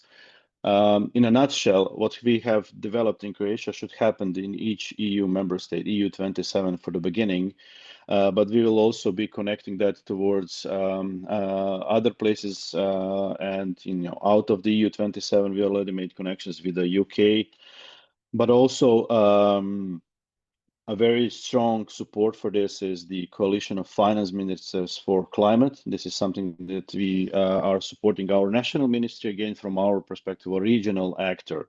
So, finance ministers and climate and multi-level governance is really a hot topic currently. And we basically have shown that we can work all the way from local level, regional level, national level, EU level, and then the worldwide level through this coalition. And what I can tell you, it actually works because we have created a space for all stakeholders to feel okay with, to come, discuss, share opinions, and develop better policies, and to avoid basically what we've been good so far is to avoid siloing. And I can only one message for last: it can be done. It really can work, and we should just step this game and just use this multi-level governance as a tool. I'm a technical guy. I'm an engineer, but this things has to be this multi-level governance has to be done. Otherwise, we are going to be working in silos as we did before. So thank you. I'm here for any questions, and thanks, Sarah, for the slides. Okay, many thanks, Milenko. Very clear and very, very challenging, really. And congratulations for the tremendous work done. So again, don't hesitate to put questions on the chat. And now we're going to move on to the last block, which is the local block. So we have 3 speakers there, also for 5 minutes, and then each, and then we will have a first presentation from Marianne Overton, and she's our CEMR spokesperson for climate. And she will also explain, as a politician, how the local level can engage in these climate negotiations and any challenges you may have on your side. Thank you very much, Marianne. You have the floor, please. Thank you very much, and very, very interesting, all the talks. Thank you for that. It's been very inspirational. I'm just going to pick up a few things. One is about working at the different levels and how important multi-level government is in creating solutions, and also to look at some of the barriers and how we're overcoming those locally with some case studies. So just to begin with then, we met with Laurence Ljubljana recently in November, the middle of November. And one of the points that she made was that denying climate change is denying reality. And I think that did strike home for me. Where we are, 2024 last year was the hottest year yet on record, with an average above the 1.5 degrees target. And now, as we heard earlier, we're looking towards a 2.5 degree rise. So although the Paris Agreement and all our work has certainly had an influence, and it would have been much worse if we hadn't been doing all we've done, nevertheless, it isn't enough. So having a look at some of the things in the UK, I think you probably know that we're now at around 50%. We've really made a huge difference. And in my council, we're over 50% reduction now in our emissions. And that's, it's good. And I'm going to give you some examples of how we've done that, which might be of interest to other people as well. But it is about trying to bring people on side, as was mentioned earlier, and I think that's really important. Got to bear in mind that there are political barriers. And one of the issues, for example, that we have in my area is that we have a huge proposals for 40 square kilometres of solar instead of what is currently productive farmland. These are with global companies, investment companies, there for their own purposes. So whilst one might say, great, that's a huge amount, the problem that it creates is that it creates a further economic and environmental disaster in trying to solve the big one, And that creates a political backlash. So in our area, we have a strong, growing far right who are complete climate deniers, not just you want it in the right method, just don't want it at all, or don't believe in it at all, you know, which is clearly counterproductive, and it's spoiling the direction that we've been successful in for some time. So I've been calling with the national government and working at all the different levels to try to change the rules so that we get something that everybody recognizes is a good thing, and that is using less energy by having solar on roofs, for example, and about making sure that our homes and our buildings are energy efficient, and our transport and everything uses the minimum that we need to. And I think if we can flip the challenge towards, as we were saying earlier, things that people can relate to and connect to. If it costs me less to heat my house, that's got to be a good thing. And try and make the, as was said earlier, make the green choice the easy choice. And I think that remains really important and connected to our residents to bring people on side with us. Thinking about the value of local government, I just want to pick that up a bit. Having had a look at the getting our voices heard, 80% of the quality of life, we believe, of our residents is down to local councils, local municipalities. So if you think of transport and roads, that's 58% of our emissions, and housing is 19%. Our council owns 4,000, just under 4,000 houses. So as a case study, this is North Kesteven. We've done a huge amount of work in putting solar on all of the roofs, and also making sure that they are energy efficient in all of the other ways as well, so that our residents are really happy and they really enjoy. They want council houses. We've got a big long list, because the new houses that we've built as well have been very energy efficient. The other thing that we've managed to do successfully that I think is worth looking at is planning. So we created what we call a local plan, a strategic plan for the area, for the region, you would call it. And in there, we said that new developments have to demonstrate how they are helping our council meet our target. So our target is to reach net zero by 2030. So what is it about the development? And they have to produce a paper to show that the houses are orientated in the best direction to make most use of solar, to make use of light, windows, insulation, energy connections for electric cars, all of these things. And I said to one of the developers, I bet you did that just to get it through planning. And he said, no, it's a good business decision. If he wants to sell his houses over the next 10 years, they've got to be able to compete. And for that, they need to be energy efficient, helping us reach our climate targets. Another idea I just thought you might be interested in, and these all fit into our local strategies. There was a motion that was passed by one council and then taken up by well over 200 others, that we want to reach net zero by 2030. There's variations between councils, but right across England, certainly, these have been taken on, and indeed in Wales. The councils themselves have made their own motions that have gone through council, their own policy, and then built strategies and funding to match. So one of the things that's been worked really well is not my own council, another council called West Suffolk Council, and they have set up a private business which offers residents to have solar on their roofs free of charge. The household then gets free electricity all the time that's working, and any excess is sold to the grid. That council is making between 11 and 17% return on their capital investment.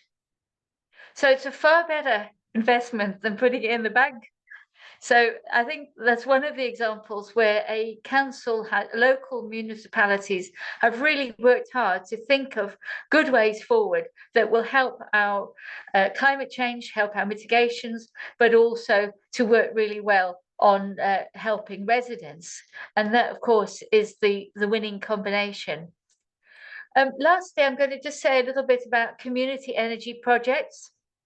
Working at all levels, we have a national government leaders council, which is jointly with local government associations and governments. So we've got a joint council there working on net zero.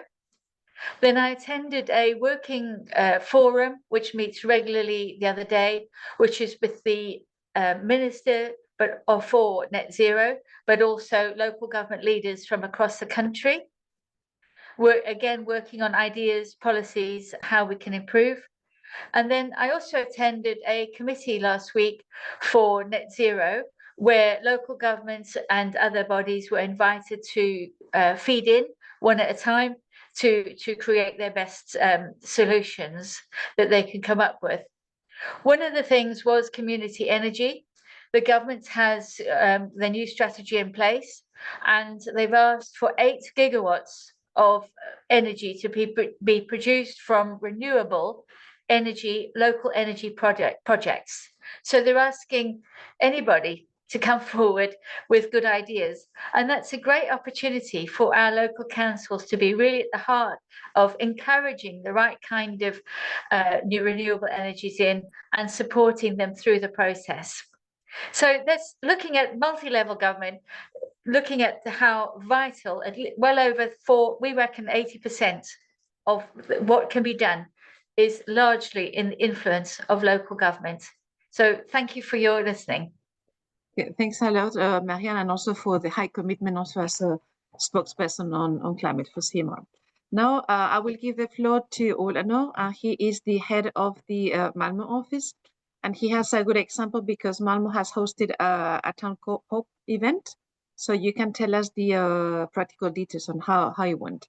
And I've not mentioned earlier that so far there've been around 51 town hall COPs events organized worldwide, involving nearly 15,000 participants. So that's huge number from all continents. So that's big numbers. So Ola, you have the floor. Thanks.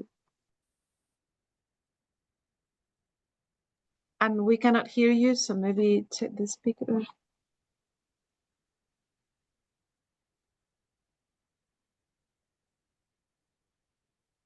No yet.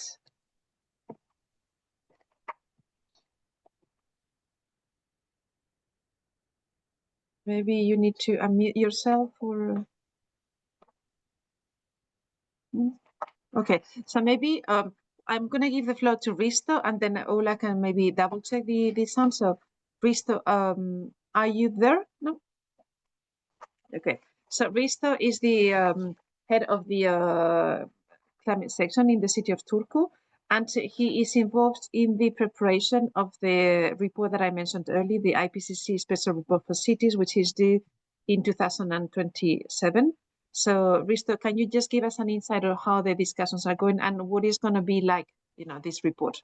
Thank you very much. And you have the floor for 5 minutes, so we can also finish on time. Thank you. Thank you. Time running. So I'm Risto Veivo, Climate Director at the City of Turku in Finland, and I worked on urban sustainability issues since 1998 and have been involved in city networks and collaboration with CEMR and European Sustainable Cities and Towns campaign, etc. Long background. We also hosted a town hall COP in Turku in August, and it's very impressive to look at all these town hall COPs around the world. And also it was very interesting to hear the insights from COP and from European level. And there's one thing that is crucial for us advancing the urban involvement and the multi-level collaboration for the Paris Agreement and climate goals. And that fundamental element is the knowledge basis that we are working on. And against that background, it's maybe even a little bit surprising that it's the assessment round number 7 of the IPCC going on at the moment. And it's only now that we are seeing a special report on climate change and cities for the first time. And at the same time, this is the only special report or the 7th assessment round. From the 6th assessment round, there is quite much relevant information on cities, and there is a summary for urban policymakers. But now there is undergoing an ambitious undertaking to compile basically all the relevant scientific knowledge regarding climate change in cities, regarding adaptation, risks, vulnerabilities, infrastructures, nature-based solutions, the whole agenda, and also mitigation options in cities, and the ways of combining the climate agenda with other agendas like the sustainable development goals, like well-being, inclusion, just transition, etc. And while making use of the best available scientific knowledge, the report also aims at making use of indigenous knowledge and including so-called grey literature, which can be reports and projects and findings from cities, from national authorities, outcomes of projects, etc. So it's really a huge basis we are working, and we are a group of approximately 100 lead authors divided into 5 chapters of the report. And these chapters proceed from basically chapter 1, which is about the context of climate change in cities. Chapter 2 is looking at cities in changing climate, what kind of trends, challenges, and opportunities can be identified and can be assessed based on the research. Chapter 3 looks at actions and solutions to reduce urban risks and emissions. And chapter 4 is about how we can facilitate and accelerate change at the cities and with the cities. Change is happening. There's a lot of positive developments, but it needs to be speeded up and made stronger. And chapter 5, where I'm involved, is about solutions by city types and regions. What kind of solutions for adaptation have proven to work well in European cities, in Northern European, Southern European, in Asia, in Africa, in all parts of the world, divided according to the IPCC division of regions globally. And this is a almost 2-year process, started 2025 and coming to a conclusion to publishing of the report in 2027. And it's been part of the discussions also at the COP in Belém, at the local governance and municipal authorities pavilion and program, and in other events to prepare for the responses towards the report coming up in 2027. And I have only some seconds left. So to conclude, there are possibilities to be involved in the report. Now the first order draft is under review, and it's possible for researchers and urban practitioners to register as reviewers at the IPCC website until end of November. And this is an opportunity. There is already quite a large number of reviewers, and we'll have some job in responding to the reviews. And also this event now, many events organized by global governmental mayors, other actors, and also nationally, locally at universities. There's a lot of outreach and consultation going on, and please feel welcome to get involved. And I use now 5.5 minutes, so I stop here. Thank you very much, Eva, and everybody. Thank you very much, Risto, also for keeping the time, and all the best for the special report. Okay, so you can count on us as well. So now, thank you so much. So Ola, can you hear us now? Yeah, I can hear you. Okay. Can you hear me? Yeah, I can hear you. Yes, So I have a problem with my microphone. So on the computer, you are currently on my mobile phone. Okay, no problem. So I give for 4 minutes. 5 max. I hope I can make that. Thank you very much for asking me to speak. I was with Catherine Fanfeld-Jammeh, my mayor, in both Rio and in Belém. Came home last week, and I can say that the work from local governments and LGMA community is strong. We really made our point both in Rio and in Belém. So that's a positive feedback from that. Moving forward to the town hall COP and what we've done in Malmo. First, I'd like to say in a way that the NDCs as such is a way the same thing we're doing on local level when we work towards net zero emissions by 2030. We're also one of the mission cities in this case. And when we as subnationals ask for our countries to sign up to the CHAMP, clearly this is also something we need to work with towards our citizens and commit in a similar way and allow our citizens to take part in this process. And that's where the town hall COPs come in. When it comes to the town hall COP in Malmo, we did this end of last year. We started out to, well, we did this in cooperation with the free translation, the Climate Parliament or Climate Council in Sweden. So other cities in Sweden have also gone through this and worked on this. We asked volunteers in the city, and through those volunteers, we selected 40 citizens.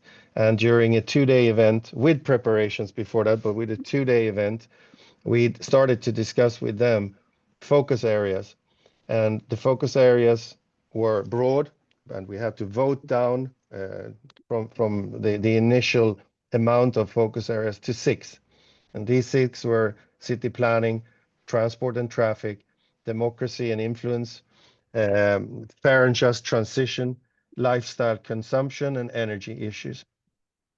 The discussion also involved some of our politicians, and we had a broad selection within these 6 topics or themes, broad selections of what citizens find extremely important.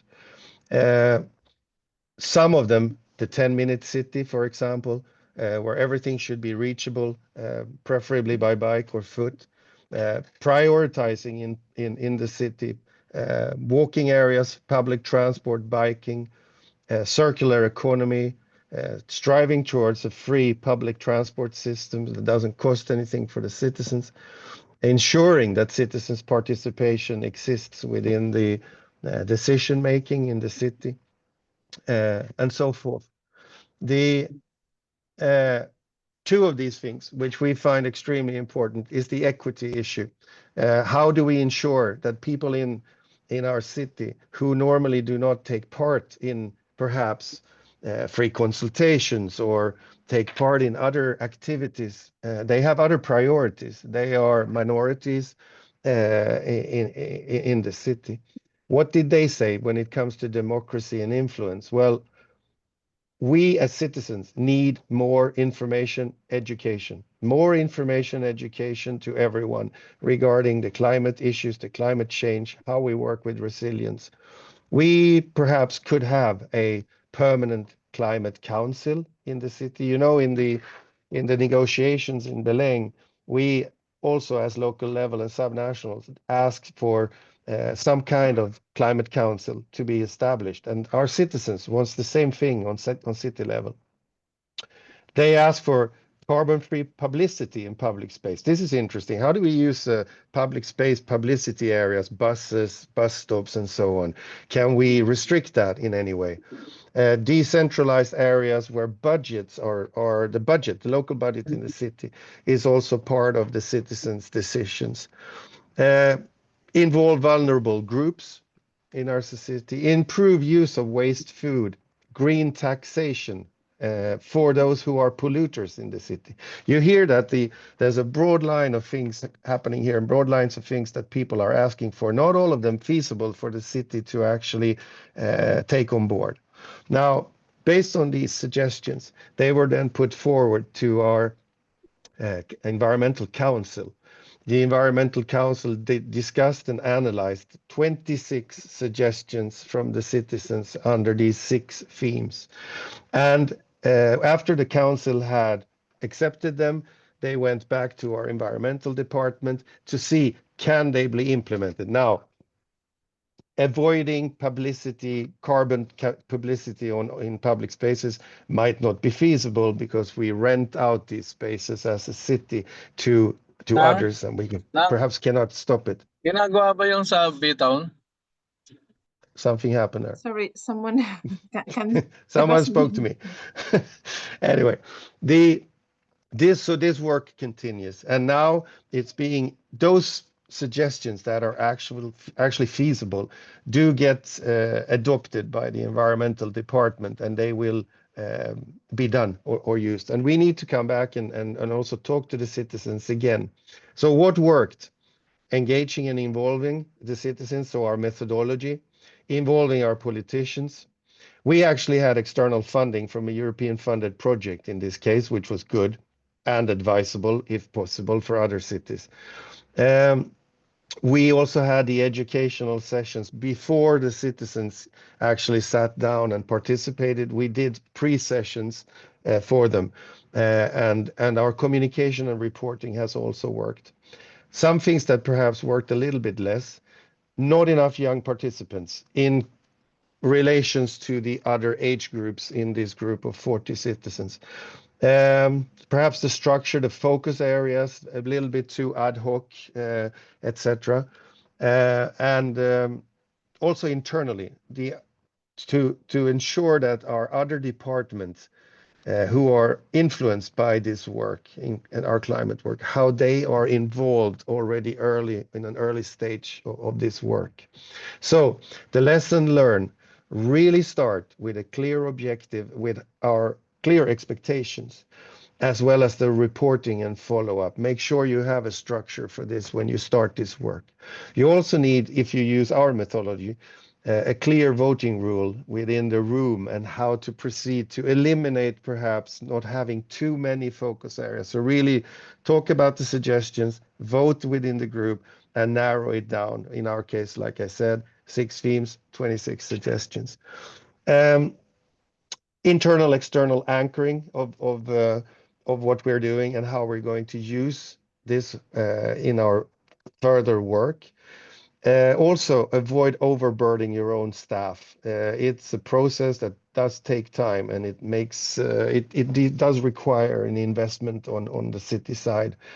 So you need time, planning, implementation, follow-up. You need to speak to the group of citizens that participated and also follow up with them so that they feel that the process is actually going on and that their voice is being heard. That's more or less everything. Thank you very much. Okay. Thanks a million, Ola. And then if you can maybe share any documents or any outcomes that you may have, even if it's in Swedish and we can translate it. Yeah, well, actually, I actually have it even in English because since it was run like the European project, we do have an evaluation and methodology material that I will send to you, Eva, and then you can distribute it among members and also in this group. Definitely. Because that can also be of inspiration for other cities. So many thanks, Ola. And we're approaching the end, but before we come to the conclusions, I would like to give the floor to my colleague Bella, who's sitting next to me. She's been monitoring the chat and she can maybe give us an insight of what the comments have been like. So Bella, you have the floor. Thank you. Hello, good afternoon. Yes, good afternoon, everyone. Sorry.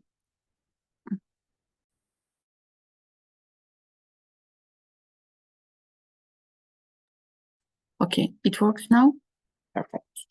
So good afternoon, everyone. I would like to share some comments and questions, and thank you very much for being so active.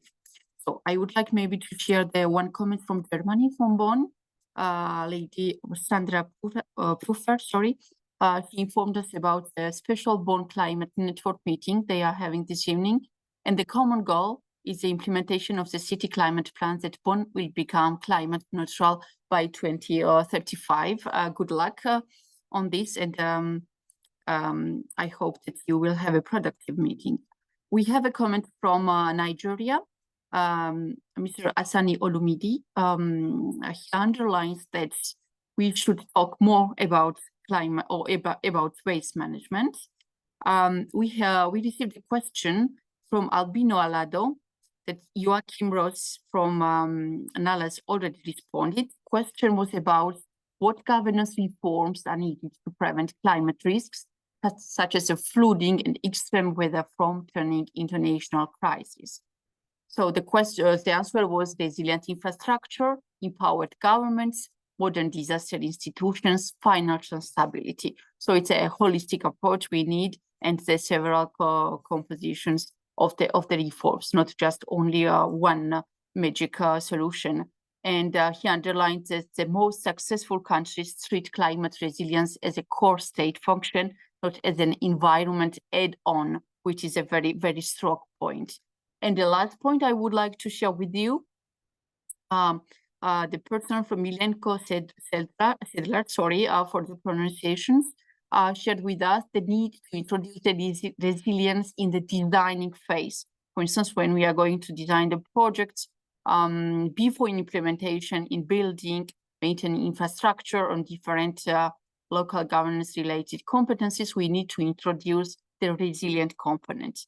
And the last point she underlined it was to have multi-level approach, to have a better coordination, national, regional, and local level. That's all from my side. Thank you, Eva. Okay, thank you, Bella, for these follow-up questions, and then we'll also add the comments in the report that we'll be producing, so nothing is lost. And then I would like to give the floor for 2 to 3 minutes to Pablo Sebastian Mariani, and he was for USLG, and he will just give us his own takeaways of this webinar. He's also been present in Rio and Belém, so he has an idea of what's been happening there. So Pablo, you have the floor to tell us your takeaways. Thank you. Thank you so much. Can you hear me well? Thank you. So thank you, colleagues from PLATFORMA and CEMR for convening us to this Town Hall Club and for bringing us together in such an important political moment. As you said, I've returned from the Local Leaders Forum in Rio and the first week of COP in COP30 in Belém. And I can say, as some of the colleagues have repeated today, that this multi-DAO spirit is real. We are seeing, previously heard of levels of engagement from the presidency of COP with our constituency, with local and regional governments. So we can say that we're being increasingly present, increasingly coordinated, and increasingly recognized as indispensable actors in this COP. And what has been made possible, and all of this has been made possible, of course, through the work of the LGMA constituency, with ICLEI standing as the focal point, enable us to speak with one coherent voice inside of the UNFCCC process. So I want to offer a brief synthesis of what I've heard today, if that's okay, of what I take away from each one of the panelists. So from Bridget Burkholder, we heard that the Paris Agreement is now a live instrument, that it should have been treated as a live instrument, and that it should be continued to use to raise ambition, and that luckily now we see that 80% of NDCs now reference local and regional governments. From Roland Tech, we traced 20 years of local government advocacy, and he delivered a sober warning. While we were planning towards a 1.5 degree limit, now we are understanding that this is closer to 2.53, which means that we'll need to accept that some parts of the world, some parts of the social fabric will be unavoidably damaged, and what the local authorities can do to place themselves as repairs of that. Mayor Emil Bock highlighted the 3 elephants in the room: this political continuity, the blended finance, and the CTC engagement aspects, reminding us that climate change does not pause when politics does. Thesia Chikotev, I'm sorry if I butchered the name, has outlined the EU's updated NDC, including climate neutrality by 2050 and explicit recognition of local governments in Article 117 and 118. And highlighted Europe's endorsement to CHAMP that happened in Rio de Janeiro, which we are all very proud to have been present for. CDWGR has stressed that the Green Deal is not just climate policy, but an economic strategy, and that Europe must now show clear benefits to citizens to maintain public trust. And from Nadia, we heard that multi-level governance is the strongest level of accelerating climate action, and have welcomed historical inclusion of territorial authorities in the EU and DC, arguing that local governments are co-authors and not stakeholders. From Marina Lungu, we heard about Moldova's 2024 climate law and how it institutionalizes multi-level governance. From Miljenko Sedla, we heard how Croatia dialogue platforms, finance forums, and adaptation hubs show that multi-level governments can actually work, especially when it prevents siloed approaches across sectors. And from the local dimension, we have heard Mariana Huerto remind us how the 2024 was the hottest year on record, and that local authorities influence about 80% of what drives emissions and resilience. Her council has reduced emissions by over 50% and demonstrated that we must make the green choice the easy choice. Ola Nord presented Malmö Town Hall COP, where 40 citizens shape climate priorities, such as the 10-minute city, circularity, free public transport, and inclusive participation. And 26 proposals are now moving through municipal implementation, showing how climate democracy can become climate delivery. And Risto Weibo has presented the 2027 IPCC Special Report on Cities, the first ever to center on urban areas, which will combine scientific knowledge, indigenous knowledge, and city evidence to create the new foundation for the next round of NDCs. Sorry. So 3 messages emerge clearly. The next round of NDCs is a defining political process for the 2025-2026 period, and it must be co-created with local and regional governments. Finance remains the bottleneck and the opportunity, especially to reach implementation frontlines. And care, justice, and resilience are becoming a shared language of climate action across all levels. Looking ahead, these town hall COPs, like the one we held today, are becoming powerful multi-level governance instruments. They bridge international negotiations with the realities of the territories and create a political space for the next generation of NDCs. To conclude, and as the message comes from Belém, it's clear that we must move faster when we move faster when we move together, and that multi-level governance is the engine for the collective effort. So thank you so much, Eva. Thank you, Platforma and CMR, for organizing this today. Thank you very much. Okay, thanks, Amelia and Pablo, and excellent takeaway. So congratulations for that. So I won't go into conclusions because you're the one who's done it. So I'd just like to thank all the speakers and all the participants for having joined our webinar. Please do fill in the evaluation form. I've put it in the chat, and I will also circulate it with the report we'll do on this to help us improve and maybe to see what is the interest for future events online on COPs. And I will also be sharing the material we've been presenting at links so everyone can really replicate maybe town hall COPs in their own administration. So, and please do not hesitate to come back to me or to any of my colleagues if you have any questions or if you want any specific comment from any speaker, and I will put you in contact with him or her. So thank you very much, and good evening, and good morning, good afternoon, wherever you might be. Thank you very much, and see you very soon. And let's hope for a very good COP at the end. We have 3 more days, so fingers crossed. Thank you very much. Bye-bye.